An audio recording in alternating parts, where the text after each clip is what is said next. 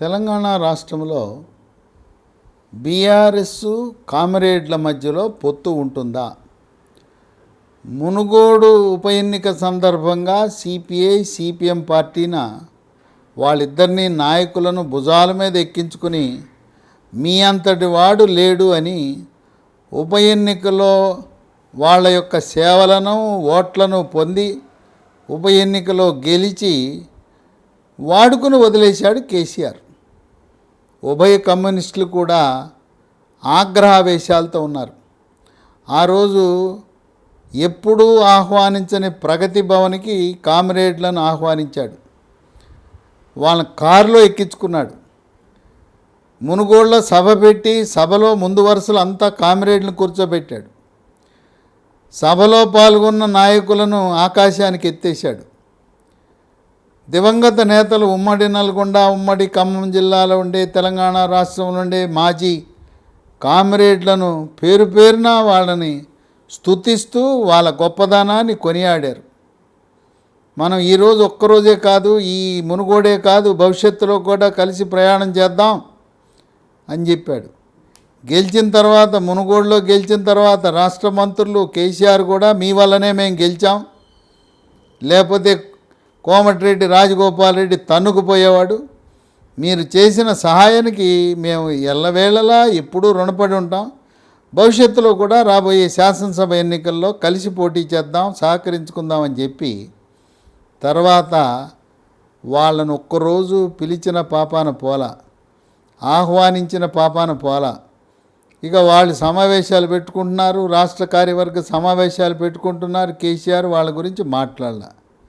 ఈ మధ్యకాలంలో తెలంగాణ రాష్ట్ర ప్రణాళిక సంఘం ఉపాధ్యక్షుడు వినోద్ కుమార్, మాజీ ఎంపీ, ఆయన్ని పల్లా రాజేశ్వరరెడ్డిని రంగంలో దింపి మీరు కామ్రేడ్లతో సిపిఐ సిపిఎం నాయకులతో చర్చించండి అని కేసీఆర్ పంపించాడు. కేసీఆర్ ఇచ్చిన ప్రతిపాదన ఏంటో తెలుసా? వాళ్ళని పూర్తిగా వాళ్ళ బలాన్ని అతి తక్కువ అంచనా వేశాడు.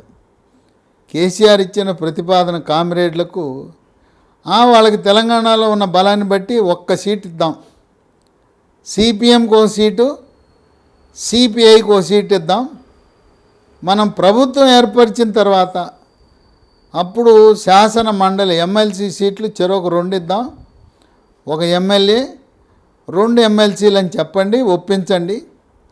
అవి కూడా వాళ్ళు కోరిన చోట మనం ఇవ్వం, మనం చెప్పిన చోట వాళ్ళు పోటీ చేయాలి అని చెప్పి ఈ షరతులు విధించారు. ఇక వాళ్ళు ఇప్పటికే ఉమ్మడి ఖమ్మం జిల్లాలో ముఖ్య నాయకులు ఉన్నారు, అగ్రశ్రేణి నాయకులు. కొత్తగూడెంలో కోనమనేని సాంబశివరావు, ఆయన సిపిఐ కార్యదర్శి. గతంలో ఆయన కొత్తగూడెం నుంచి శాసనసభకి ఎన్నికయ్యాడు, గత ఎమ్మెల్యేగా పనిచేశాడు. ఇంకా ఆయన ప్రకటించేశాడు, పొత్తు ఉన్నా పొత్తు లేకపోయినా ఎవరితో సంబంధం లేకుండా నేను కొత్తగూడెంలో పోటీ చేయబోతున్నానని పార్టీ పరంగా ప్రజల ముందు ప్రకటించేశాడు కోనమనేని సాంబశివరావు.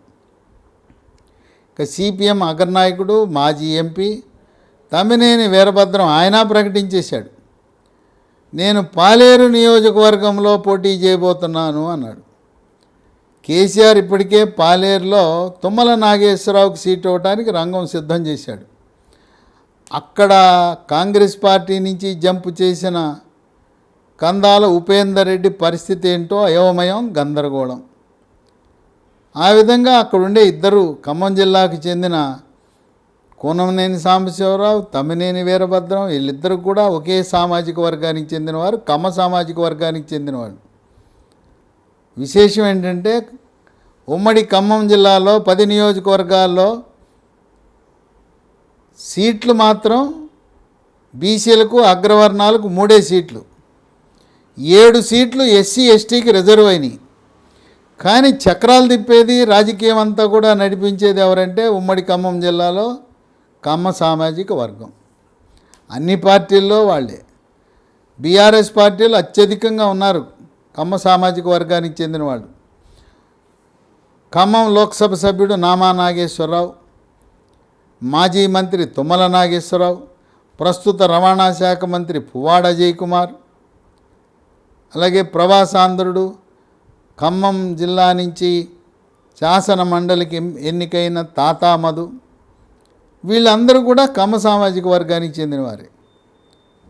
ఇక బీజేపీలో కొత్తగూడెంలో మాజీ మంత్రి కోనేరు నాగేశ్వరరావు కుమారుడు కోనేరు చిన్ని.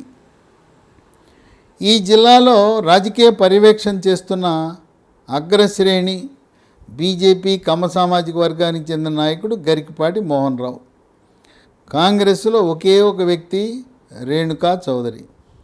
ఆ రేణుకా చౌదరిని ఖమ్మం జిల్లా కాంగ్రెస్ నాయకులు కానీ రాష్ట్ర నాయకులు ఎవరు పట్టించుకోరు. ఆమె ఫైర్ బ్రాండ్. ఆమె ఎంతసేపు వీళ్ళని ఎక్కే చేయదు, మీరంతా జూనియర్లు, సబ్ జూనియర్లు, నేనేదన్నారే అక్కడ సోనియా గాంధీతో, రాహుల్ గాంధీతో, ప్రియాంకతో, కేసీ వేణుగోపాల్తో తెలుసుకుంటాను, మల్లికార్జున ఖర్గేతో తెలుసుకుంటానంటుంది ఆమె.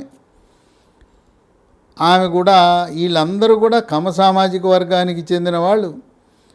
అక్కడ సీట్లేమో ఎస్సీలకి ఎస్టీలకి అధికం, కానీ రాజకీయం అంతా మొత్తం చక్రం తిప్పేదంతా కూడా కమ్మ సామాజిక వర్గం వాళ్ళు.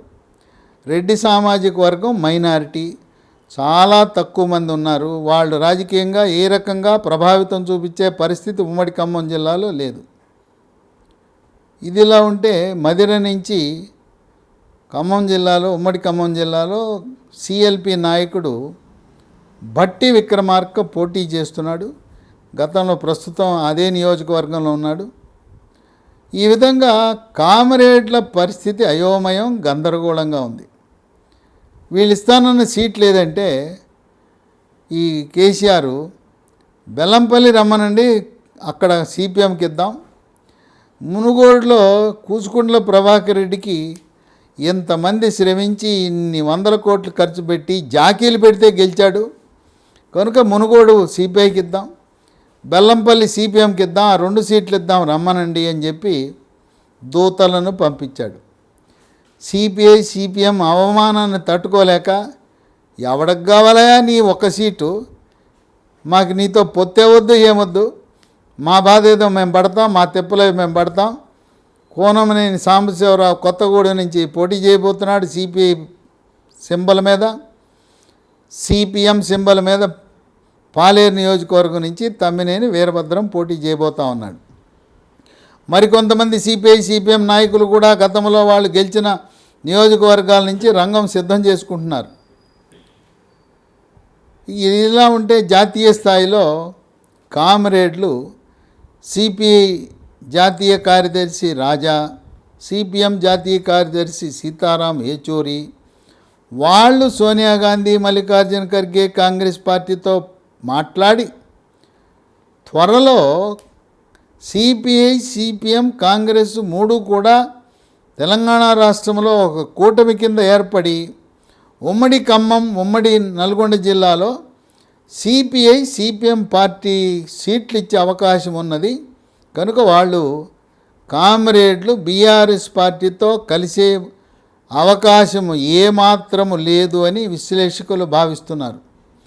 వాళ్ళు అవమాన భారంతో మునుగోడులో కామ్రేడ్లు లేకపోతే బీఆర్ఎస్ పార్టీ గెలవటం అనేది అసంభవం అనేది అందరికీ తెలుసు.